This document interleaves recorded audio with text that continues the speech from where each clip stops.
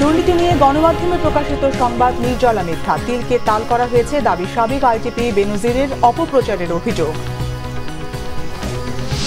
বিদেশিদের সাহায্যে ক্ষমতা দখলের চেষ্টা করছে বিএনপি, বললেন ওবায়দুল কাদের। সরকারের ক্ষমতা হারানোর আতঙ্ক এখনো কাটেনি, মন্তব্য রিজভীর।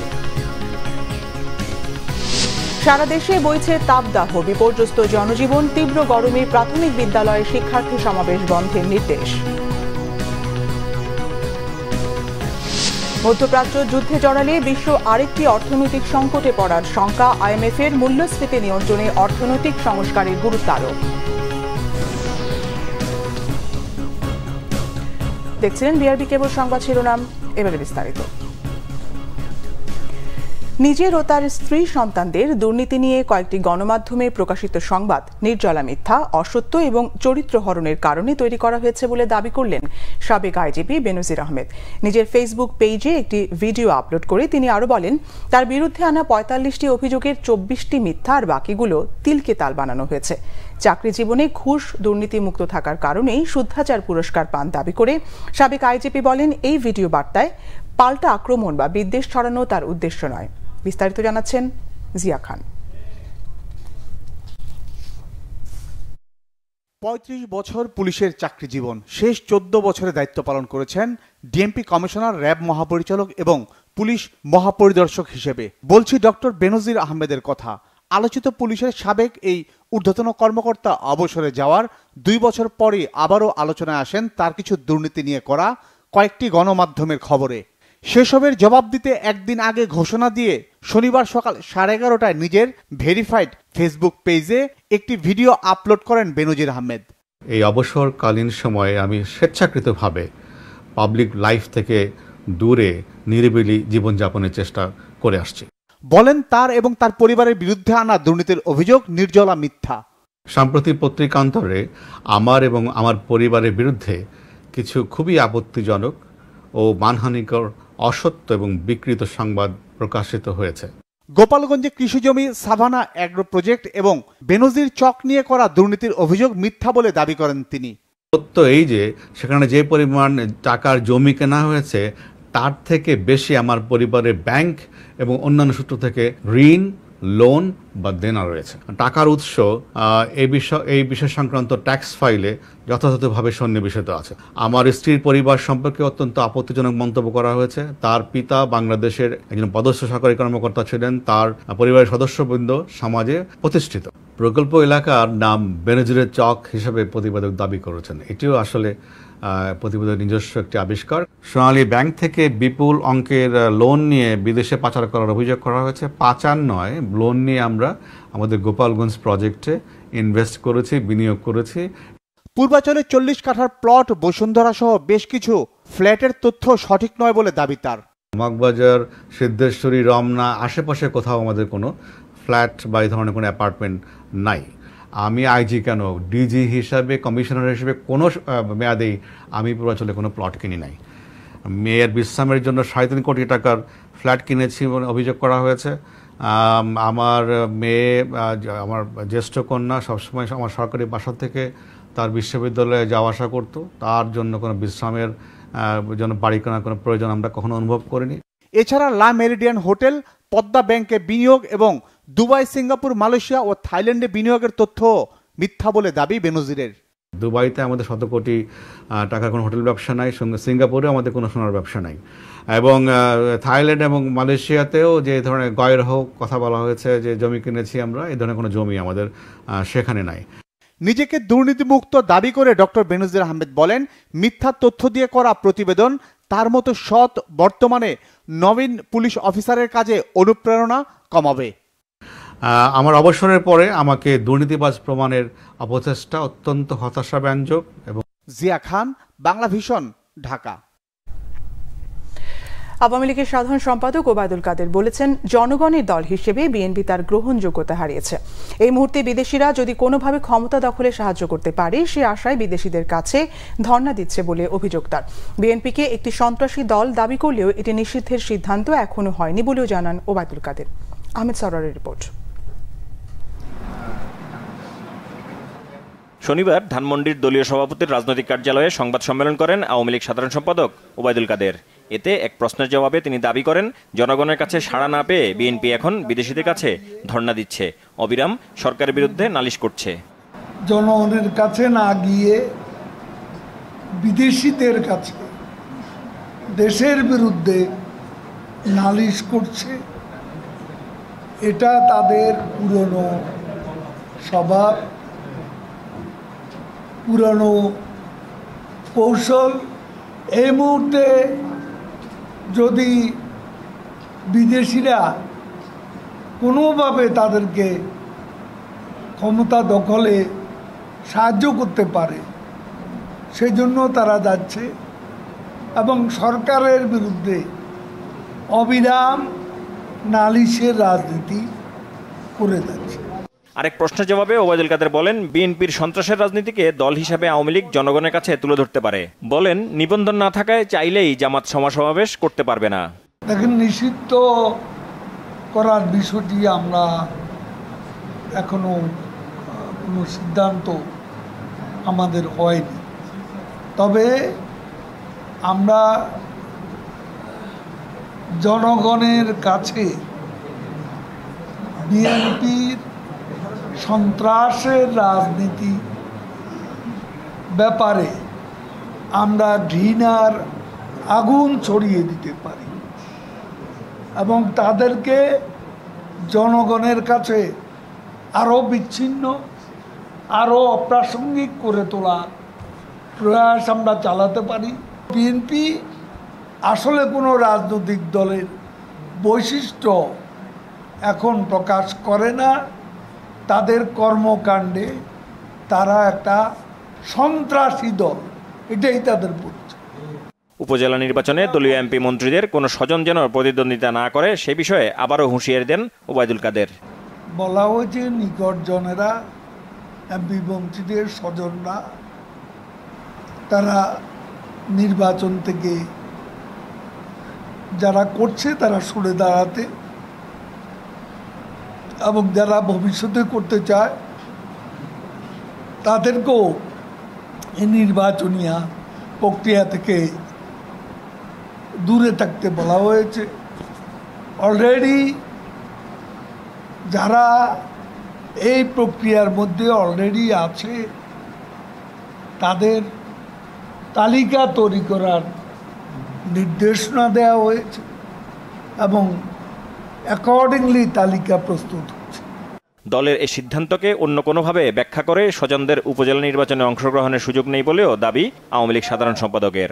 এরও পদ নিয়ে যাবে সব। আহমেদ সরওয়ার, বাংলা ভিশন, ঢাকা। যে কোনো সময় ক্ষমতার গদি বালুতে ডুবে যাওয়ার আতঙ্কে বিএনপি নেতাদের এখনও গ্রেপ্তার নির্যাতন করছে সরকার, মন্তব্য বিএনপির সিনিয়র যুগ্ম মহাসচিব রুহুল কবির রিজভীর।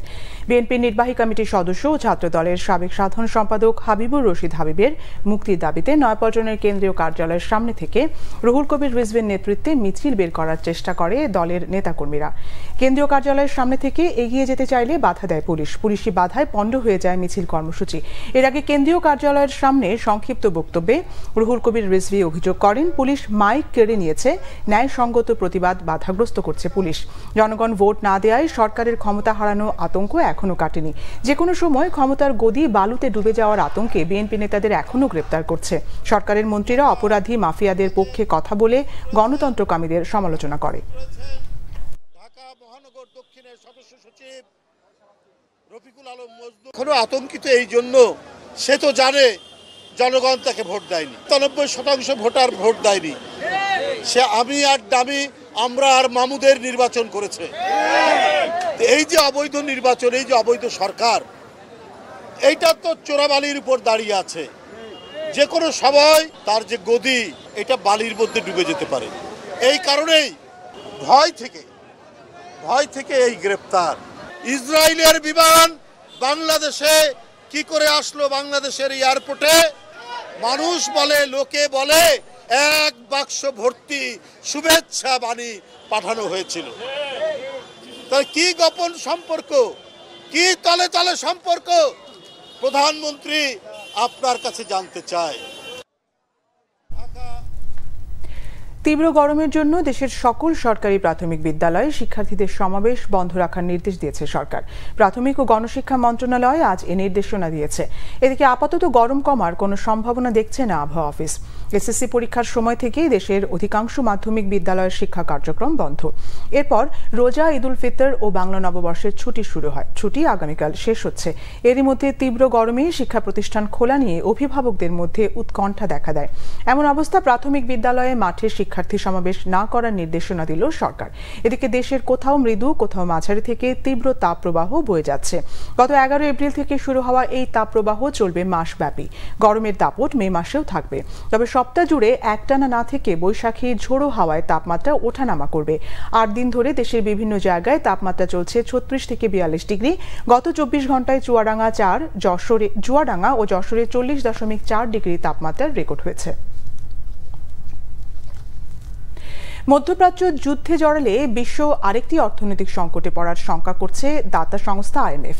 সাবধানতার অংশ হিসেবে নতুন করে সংকটে থাকা দেশগুলোর কর কাঠামো ও রাজস্ব ব্যবস্থাপনা ঠিক করার পরামর্শ দিলেন সংস্থাটির শীর্ষ ব্যক্তিরা।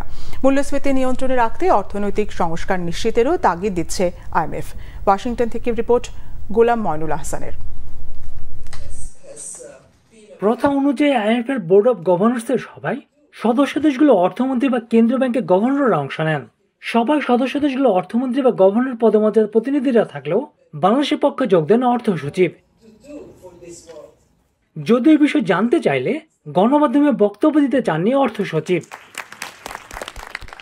বৈঠক শেষে সংবাদ সম্মেলনে হাজির হন সংস্থাটির শীর্ষ ব্যক্তিরা। এ সময় IMF MD বলেন, অর্থনৈতিক সংকট এড়াতে চাইলে সংস্কার করতে হবে অর্থনৈতিক কাঠামোর।